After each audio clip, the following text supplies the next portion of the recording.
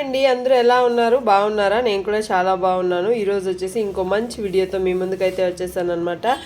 మన ఛానల్ ఎవరైనా first time చూస్తున్నట్లయితే లైక్ చేయండి, షేర్ చేయండి, సబ్స్క్రైబ్ చేసుకోండి. మంచి మంచి సేవింగ్ ప్లాన్స్ అని, budget related videos, financial tips వస్తూ ఉంటాయి కాబట్టి సబ్స్క్రైబ్ చేసుకొని చూడండి.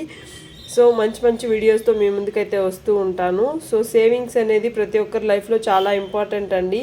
సో అది ఎవరో ఒకరు చెప్తేనే మనకు అర్థమవుతుంది అనుకుంటే మన పొరపాటే, మనలో మనకే రావాలి. సో వచ్చిన తర్వాత ఏం చేయాలి అనేది నా వీడియోస్లో మీరు చూస్తూ ఉంటారనమాట. సో రకరకాల వీడియోస్ చూసి టైం వేస్ట్ చేసుకునేదానికన్నా మన లైఫ్లో ఒక స్టెప్ మనల్ని ఫైనాన్షియల్గా ముందుకు తీసుకెళ్తుంది అనుకుంటే ఫైనాన్షియల్ రిలేటెడ్ కంటెంట్ చూడడంలో తప్పులేదు.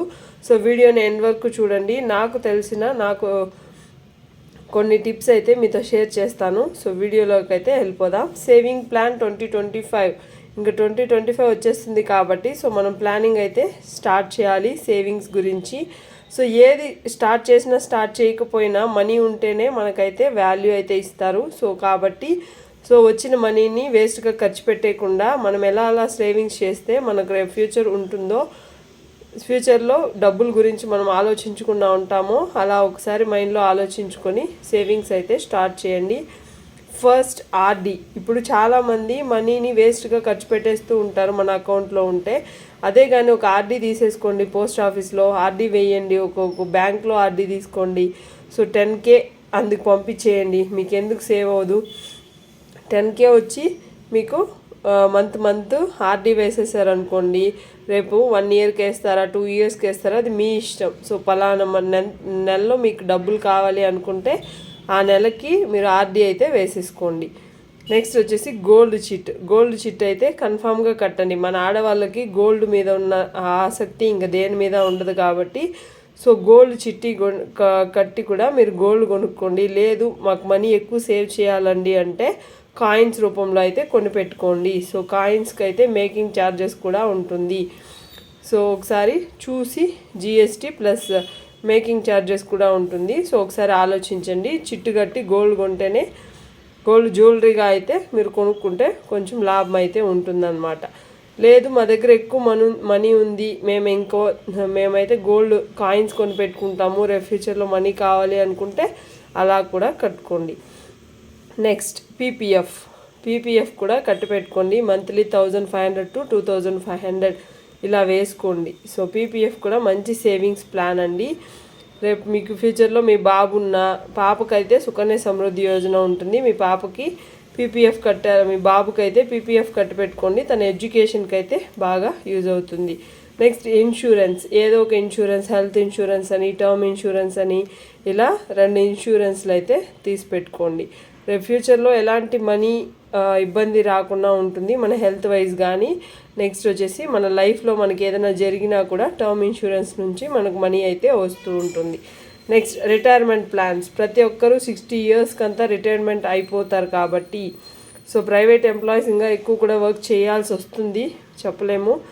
సో మన హెల్త్ ఎలా ఉంటుందో ఏంటో తెలీదు. సో మన 60 ఇయర్స్కి రిటైర్మెంట్ ప్లాన్ ఒక 30 నుంచే మీరు స్టార్ట్ చేయాలి. మీరు ఇప్పుడే శాలరీ ఎర్న్ చేస్తున్నారు అనుకుంటే ఇప్పటి నుంచి స్టార్ట్ చేసినా మీకు మంచిగా రిటైర్మెంట్ ప్లాన్స్ అయితే తీసుకోండి. నెక్స్ట్ వచ్చేసి ప్యాసివ్ ఇన్కమ్ని క్రియేట్ చేసి పెట్టుకోండి. ఏదో ఒక రకంగా ఒక బిజినెస్ చేస్తారా, లేదంటే ఒక సోషల్ మీడియాలో సంపాదిస్తారా, ఏదో ఒకలాగా ప్యాసివ్ ఇన్కమ్ అయితే పెట్టుకోండి. అప్పుడే మీకు ఏదైనా ఇప్పుడు FDలో ఇంట్రెస్ట్ కూడా ప్యాసివ్ ఇన్కమ్ కిందకే వస్తుందండి. సో అలాగా ఇంట్రెస్ట్ వచ్చే వాటిని కూడా మీరు పెట్టేసుకోండి. హ్యాపీగా FDలు RDల ద్వారా మీకు ఇంట్రెస్ట్ వస్తుంది కాబట్టి అది కూడా ఒక ప్యాసివ్ ఇన్కమ్ కిందకే వస్తుంది. నెక్స్ట్ వచ్చేసి రెంటల్ ఇన్కమ్.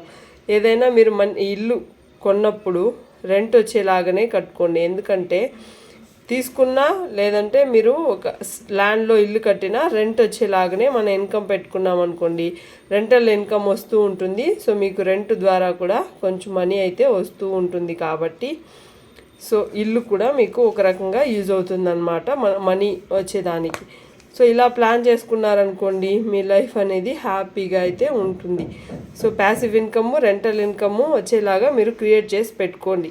నెక్స్ట్ వచ్చేసి ఫిక్స్డ్ డిపాజిట్లో చేసుకుంటారా లేదంటే పోస్ట్ ఆఫీస్లో చేసుకుంటారా మీ ఇష్టం.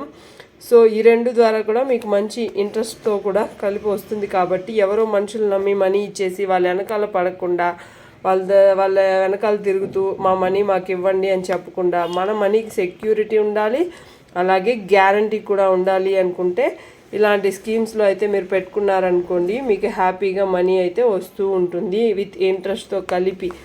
ఓకేనా అండి? ఈరోజు రూపాయి వాల్యూ లేదు, రూపాయికి వాల్యూ అస్సలు లేదు. సో అందుకని చెప్పి ఇప్పటి నుంచి స్టార్ట్ చేయండి.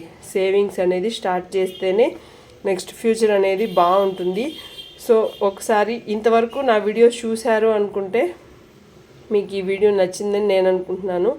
మీరేమంటారో కామెంట్ సెక్షన్లో కామెంట్ చేయండి. సో మీరు ఎలాంటి సేవింగ్స్ అయితే చేస్తారు అని మీరు ఫీల్ అవుతారో కామెంట్ సెక్షన్లో కామెంట్ పెట్టండి, నేను కూడా తెలుసుకుంటాను. Thank you, bye.